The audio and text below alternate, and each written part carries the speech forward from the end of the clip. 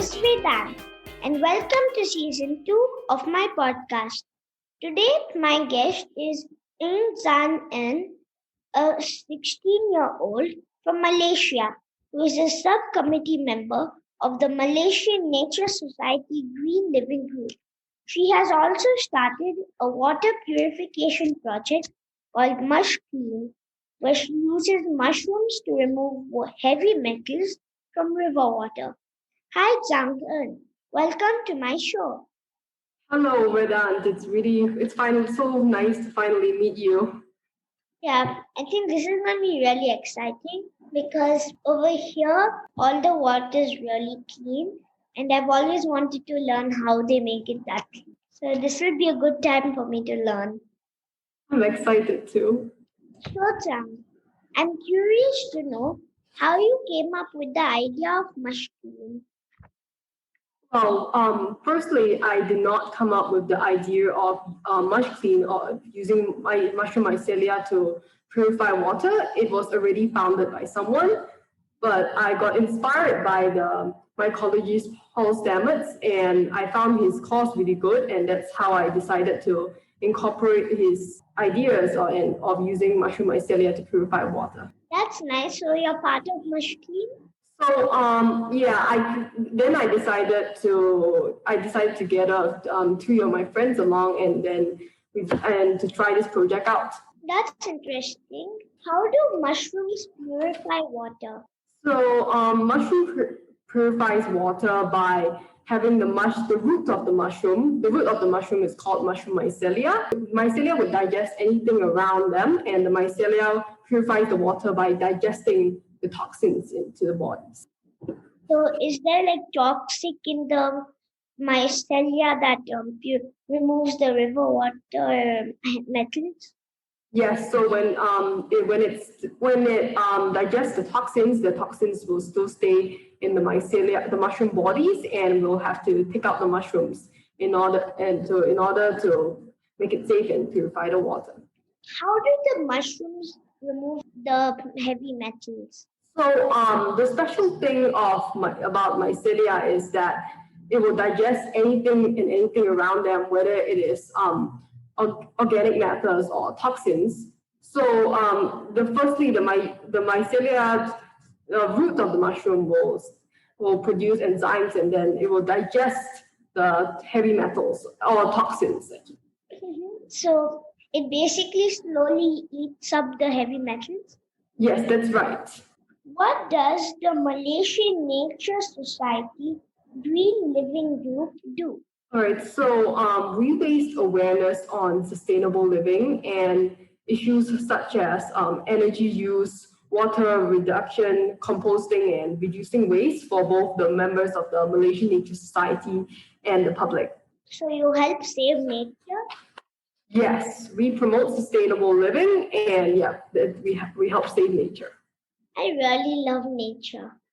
Me too. I saw your Young Changemakers talk on YouTube, and I also really love animals.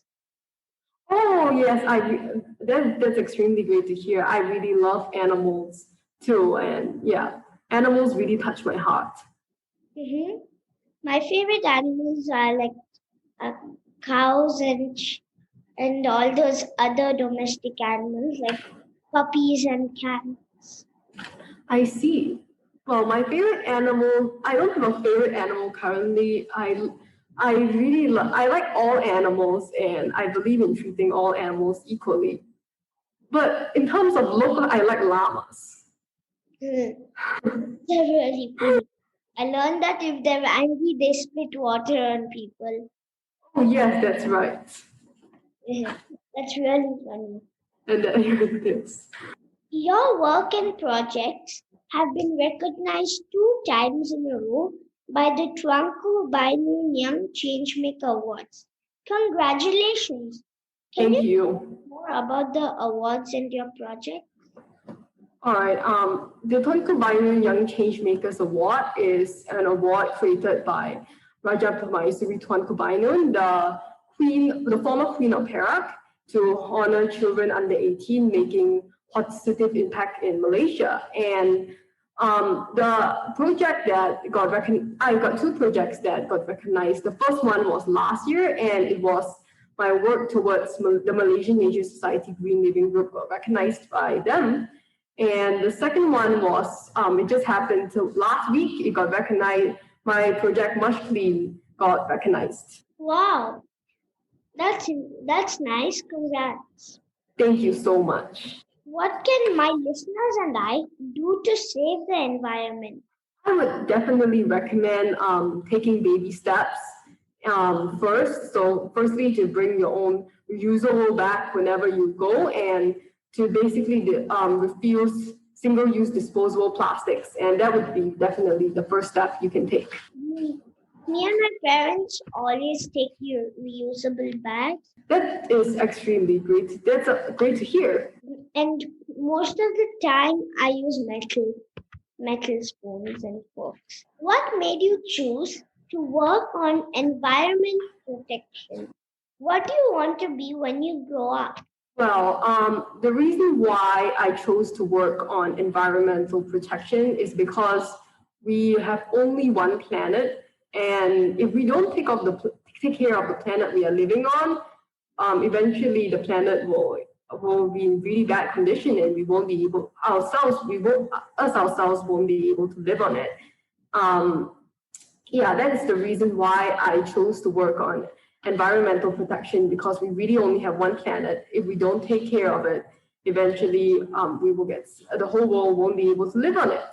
I really aspire and I really dream to see a really nice, beautiful planet. I really dream to see a really nice, beautiful planet when I grow older, and I hope we have a beautiful planet. That is the reason why. And what do I want to be when I grow up? I no matter what I choose to do, my goal is no matter what I choose to do when I grow up, I would still like to work on environmental protection, no matter what. And that is what I want to do when I grow up. I've seen lots of lakes and ponds filled with garbage, and I'm really sad. I see. Where? In India. See, those get me sad too. Yeah, like in so many of the rivers, basically lots of garbage is thrown in. But in Singapore, I don't see any of that. Oh yeah, Singapore. I really like going to. I really like Singapore, and the reason why I like it is so clean, like all the lakes there. Yeah, so clean. What are your hobbies? My hobbies are reading, but I only like reading specifically non-fiction books, and gardening. Because I think that is the top two hobbies I have.